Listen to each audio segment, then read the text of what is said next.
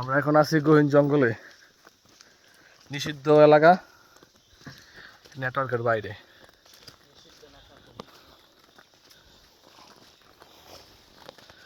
ঘরে বসে থেকে লাভ নাই, জীবনটা এনজয় করতে হলে, উপভোগ করতে হলে চলে আসুন নাফাখুম।